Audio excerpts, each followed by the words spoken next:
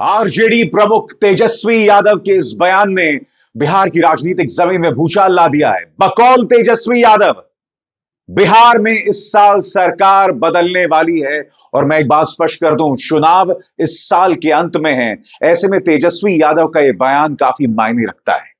हम ये नहीं भूल सकते दोस्तों कि तेजस्वी यादव का बयान दो घटनाक्रम के समानांतर आया है।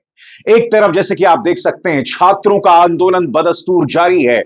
दोस्तों, साल बदलते बदलते राजनीति के अंदर बहुत कुछ बदल चुका है। बिहार के अंदर की जो तस्वीरें सामने निकल के आ रही हैं कि किस तरह से नीतीश कुमार को लेकर जो सस्पेंस बना हुआ है वो क्लियर होता हुआ नजर आ रहा है। बिहार के अंदर बहुत बड़ा खेला होने जा रहा है। दोस्तों, क्या कुछ होने जा रहा है, किस तरह से वहां पर सरकार पलटने जा रही है। हमारे साथ वरिष्ठ पत्रकार मौजूद है अभिसार शर्मा जी, आप उनकी इस रिपोर्ट को देखिए। आरजेडी प्रमुख तेजस्वी यादव के इस बयान ने बिहार की राजनीतिक जमीन में भूचाल ला दिया है। बकौल तेजस्वी यादव, बिहार में इस साल सरकार बदलने वाली है और मैं एक बात स्पष्ट कर दूं, चुनाव इस साल के अंत में है। ऐसे में तेजस्वी यादव का यह बयान काफी मायने रखता है। हम ये नहीं भूल सकते दोस्तों कि तेजस्वी यादव का बयान दो घटनाक्रम के समानांतर आया है। एक तरफ जैसे कि आप देख सकते हैं, छात्रों का आंदोलन बदस्तूर जारी है। सर्दी में किस तरह से छात्र अब भी वहां पर सत्याग्रही आंदोलन कर रहे हैं, ये तस्वीरें सामने उभर कर आ रही हैं। उन्होंने अपना आंदोलन खत्म नहीं किया। ये बात अलग है कि बीजेपी के एजेंट प्रशांत किशोर अपनी तरफ से ये कह चुके थे। पहले उन्होंने दावा किया था कि हमारी प्रशासन से बात हो चुकी है, सरकार से बात हो चुकी है, लोग घर वापस चले जाएं। उनके किरदार को लेकर भी एक रहस्य बना हुआ है। मगर तेजस्वी यादव का यह बयान और समानांतर तौर पर नीतीश कुमार जो हैं दिल्ली जाते हैं। दिल्ली जाकर वो प्रधानमंत्री से मुलाकात नहीं करते हैं, ना वो जेपी नड्डा से मुलाकात करते हैं और ना ही अमित शाह से मुलाकात करते हैं। क्या इसके कुछ मायने हैं? मैं चाहूंगा कि आप सुने तेजस्वी यादव दरअसल कह क्या रहे हैं, फिर मैं उसकी चर्चा करता हूं। सुनिए तेजस्वी यादव क्या बोल रहे हैं। लोगों को, देशवासियों को नए साल की हमारी शुभकामनाएं हैं और इस नए साल में हम सब लोग, खास तौर पे हम लोगों ने संकल्प लिया है कि इस बार बिहार से बेरोजगारी को ख़त्म करने का काम करेंगे, पलायन को ख़त्म करेंगे और एक नया साल में नई सरकार हम लोग बनाएंगे जहां पढ़ाई, दवाई, कमाई, सिंचाई, सुनवाई और कार्रवाई वाली सरकार हो, एक सकारात्मक सरकार हो, जो जनता की सरकार हो, जहां अफसरशाही को ख़त्म किया जाएगा। लोकतंत्र में जो मालिक जनता है उनकी सुनवाई हो और पूरी तरीके से बिहार जो है प्रगति करे, बिहार के लोग प्रगति करें। बिहार हमारा देश में अव्वल राज्यों में आए, एक ऐसा राज्य का हम लोग जो है कल्पना कर रहे हैं और बिहार के अंदर सब लोगों का आशीर्वाद साथ होगा तो हम जरूर जो है कामयाब होंगे। सर, क्या चुनाव के बाद सरकार बनेगा कि उसके पहले ही बन जाएगा? अरे भाई, अब आप लोगों को कुछ चर्चा चाहिए, ठंडा में भूजा फाकिए ना। सर, इस सरकार में नीतीश जी रहेंगे क्या? सर, आपके साथ नीतीश जी रहेंगे? आपके साथ नीतीश जी रहेंगे सर? देखिए, एक बात समझ जाइए, पहले ही स्पष्ट हम लोगों ने कर दिया। अब तो आप लोगों के माध्यम से माननीय मुख्यमंत्री जी को भी नए साल की शुभकामनाएं देते हैं और हम सब लोग जान रहे हैं कि इस साल में हमारे मुख्यमंत्री नीतीश चाचा जी का विदाई तय है। अभी तो ऐसे ही विदाई यात्रा में घूम रहे हैं, पता नहीं कहाँ घूम रहे, किससे मिल रहे, किससे बात कर रहे, पता ही नहीं चल रहा। यानी विदाई तय है नीतीश कुमार की 2015 में, समझ सकते हैं आप लोग। अब वो ही टायर्ड, अब थक चुके हैं। 20 साल में अगर खेतों में एक ही ब्रांड का एक ही बीज अगर 20 साल तक बोगे तो जमीन भी बर्बाद होता है, फसल भी नहीं हो पाता। है नए ब्रांड का नया बीज लगाने का और इससे फसलें भी अच्छी आएंगी और आने वाली नस्लों का भविष्य भी बेहतर होगा। तो इस नए साल में बिहार को आगे बढ़ाना है। बिहार से बेरोजगारी और एनडीए का विदाई तय है। तेजस्वी यादव ने यहां पर स्पष्ट कर दिया कि नीतीश कुमार की विदाई तय है। पत्रकारों ने सीधा सवाल भी किया था कि क्या इस सरकार के कार्यकाल खत्म होने से पहले सरकार बदल जाएगी? यानी कि कहीं ना कहीं पत्रकार ये पूछने की कोशिश कर रहे हैं कि क्या नीतीश कुमार के साथ उनका कार्यकाल खत्म होने से पहले गठबंधन हो सकता है? क्या तस्वीर एक बार फिर पलट सकती है?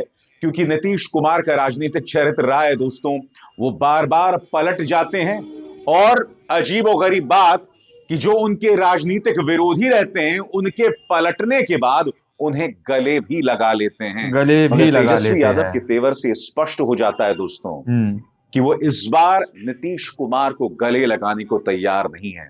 वो सीधे तौर पर नीतीश कुमार की विदाई की बात कर रहे हैं और कहीं ना कहीं तेजस्वी यादव इस बात को जानते हैं कि नीतीश कुमार को गले लगाना यानी कि पिछले कई सालों की जो एंटी इनकम्बेंसी है, यानी कि जनता में जो सरकार के खिलाफ एक नाराजगी होती है ना, उससे गले लगाना है। तेजस्वी यादव इस बात को भली भांति समझते हैं और बात यहां नहीं रुकती है। तेजस्वी यादव पिछले एक अरसे से एक जिम्मेदार विपक्ष का किरदार भी निभा रहे हैं, बावजूद इसके कि उनके सामने कई चुनौतियां हैं। जी हां, तेजस्वी यादव यहां ये दावा कर सकते हैं कि सरकार बदलने वाली है। वो ये भी दावा कर सकते हैं कि जो नई सरकार आएगी वो जनता के मुद्दों को संबोधित करेगी, बेरोजगारी को संबोधित करेगी, महंगाई को संबोधित करेगी, मगर उससे पहले उन्हें कई चुनौतियों को पार पाना है। और वो चुनौती क्या है दोस्तों, एक एक करके मैं आपको बतलाने वाला हूं। सबसे बड़ी चुनौती, याद कीजिएगा 5 साल पहले जब चुनाव हुआ, कम से कम 5 से 6 सीटें ऐसी थीं जहां तेजस्वी यादव ने दावा किया था कि हम जीत गए थे, मगर बिहार प्रशासन और सरकार के बीच में जो मिलीभगत थी उसके चलते तेजस्वी यादव ये लगातार दावा करते रहे कि कम से कम 5 से 6 सीटें उनसे छीन ली गई। बताइए, इस बार भी ये खेल हुआ था बिहार के अंदर। इस बार भी हालात बद से बदतर ही होने वाले हैं और मैं दावे के साथ कह सकता हूं कि अगले 8-9 महीनों में, यानी कि बिहार के चुनावों से पहले, आप साफ तौर पर प्रशासन और चुनाव आयोग का पक्षपात देखने वाले हैं। देखने वाले हैं बिहार के अंदर के क्या करेगा तेजस्वी यादव के प्रशासन सामने और चुनाव ये आयोग। चुनौती अब भी बनी रहेगी।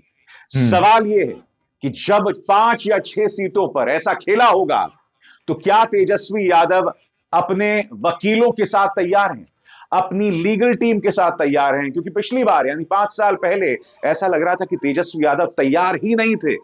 जी हां, वो तैयार नहीं थे, जिसके चलते ये कहा जाता है कि जनादेश उनसे छीन लिया गया। छीन लिया गया, उनकी 5-6 सीटें छीन ली गई। भर कर आएंगे तो क्या तेजस्वी यादव इसके लिए तैयार हैं?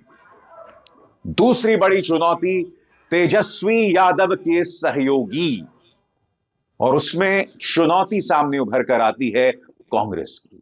बहुत जरूरी हो जाता है कि आने वाले कई महीनों में तेजस्वी यादव मल्लिकार्जुन खड़गे, राहुल गांधी के साथ लगातार मंत्रणाएं करें, क्योंकि बिहार एक बहुत बड़ा राज्य है दोस्तों। हम ये नहीं भूल सकते कि भारतीय जनता पार्टी ने हारी हुई बाजी, चाहे वो हरियाणा में हो चाहे महाराष्ट्र में हो, वो जीत ली, और कांग्रेस ने पूरा जो जीता जिताया खेल गवा दिया पूरा। बिहार के अंदर वो जूनियर पार्टनर है, मगर आप जानते हैं 5 साल पहले टिकट वितरण को लेकर कांग्रेस और आरजेडी में लगातार तनाव पैदा हुआ था। कांग्रेस को समझना पड़ेगा कि तेजस्वी यादव उनके सीनियर पार्टनर हैं और कांग्रेस को कहीं ना कहीं अपना अहंकार त्याग कर इस मुद्दे को संबोधित करना पड़ेगा। तेजस्वी की बात का अनुसरण करना पड़ेगा और यहां पर अहंकार का खेला नहीं हो सकता है। इसलिए अगर तेजस्वी यादव ये सोच रहे हैं कि साल के अंत में सत्ता बदलेगी, तो उन्हें अपने सहयोगी दलों पर काम करना पड़ेगा और बहुत बड़ी तैयारी के साथ उनको आगे बढ़ना पड़ेगा। गठबंधन तेजस्वी यादव को इतनी आसान नहीं है, चाहे वो जनता दल यूनाइटेड हो, चिराग पासवान हो, खुद बीजेपी हो, इसके अलावा जितन राम मांझी की जो हम हो, इन तमाम को मिला लिया जाए तो इनके पास बिहार में जातियों, धर्मों और वर्गों का एक पूरा बुके है, एक पूरा कलेक्शन है, एक पूरा सम्मिश्रण है, और ये जो मेल है उन्हें लगातार जिताता रहा है। मगर विपक्ष यानी इंडिया गठबंधन के पास तेजस्वी यादव है, जो हर गुजरते दिन के साथ युवाओं में लोकप्रिय होते जा रहे हैं। सबसे बड़ी बात, इस वक्त बिहार के युवा में एक कश्मकश है, एक संघर्ष जारी है, और उसे तेजस्वी यादव लगातार संबोधित कर रहे हैं। आपको याद होगा जब छात्रों का प्रदर्शन जारी था, उस दौरान प्रशांत किशोर की भूमिका पर लगातार सवाल उठ रहे थे। तब तेजस्वी यादव ने एक बयान दिया था। तेजस्वी यादव ने कहा था, हम भी चाहते तो गांधी मैदान में 5 लाख लोगों को इकट्ठा कर सकते थे, मगर हम इस आंदोलन का राजनीतिकरण नहीं चाहते। इसलिए आपने देखा होगा तेजस्वी यादव अब तक आंदोलनकारी छात्रों से नहीं मिले। वो चाहते हैं कि आंदोलन पूरी तरह से गैर राजनीतिक रहे। याद है आपको, उनसे जब सवाल पूछा गया था तब उन्होंने क्या कहा था, और इसी बयान में उन्होंने प्रशांत किशोर पर भी हमला बोला था। सुनिए। इस बीपीएससी के आंदोलन को कुछ लोगों ने गुमराह करने की कोशिश की है। हम भी चाहते तो आप लोगों को बोलते आओ गांधी मैदान, अपने एक कॉल पे 5 लाख लोगों को हम बुला देते, लेकिन उसका हल नहीं निकलना था। जो भूख हड़ताल और शांतिपूर्ण ढंग से जो हड़ताल हो रही थी, उससे बीपीएससी भी कांप रहा था और सरकार भी हिली। दोस्तों, आप लोगों ने इस वीडियो को शुरू से आखिर तक देखा। वीडियो के अंदर साफ तौर पर बात की गई। तेजस्वी यादव कह रहे हैं कि पिछले 20 साल से एक ही ब्रांड जो है बिहार के अंदर काम कर रहा है, वो है नीतीश कुमार। उन्होंने उदाहरण दिया कि अगर एक ही खेत के अंदर हम एक ही ब्रांड का एक ही बीज अगर डालते रहेंगे तो फसल भी खराब होती है और वहां की जमीन भी खराब हो जाती है। इसलिए अब हमें यहाँ पर परिवर्तन करना होगा, यहाँ पर बदलाव करना होगा। और उन्होंने स्पष्ट कर दिया कि 2025 के अंदर आखिर में जो है सरकार बदलेगी और यहाँ पर सीएम भी बदल जाएंगे। यानी कि सीधे तौर पर नीतीश कुमार को यहाँ पर चुनौती दी जा रही है और नीतीश कुमार की यहाँ पर विदाई की बात कही जा रही है। तो सवाल उसके बाद ये उठ रहा है कि जिस तरह से नीतीश कुमार आज से पहले जिस स्टेज पर थे, क्या वहीं पर है, ये उन्होंने और कुछ बड़ी तैयारी की? क्योंकि 2025 के अंदर बिहार के अंदर चुनाव लड़ने के लिए कई पार्टियां मैदान में हैं और मजबूती के साथ उतरी हुई हैं दोस्तों। तो क्या उनका सामना नीतीश कुमार, तेजस्वी यादव कर पाएंगे? ये सवाल अपने आप में बहुत बड़ा है। क्या तेजस्वी यादव एक बड़ी तैयारी के साथ मैदान में कूद सकेंगे?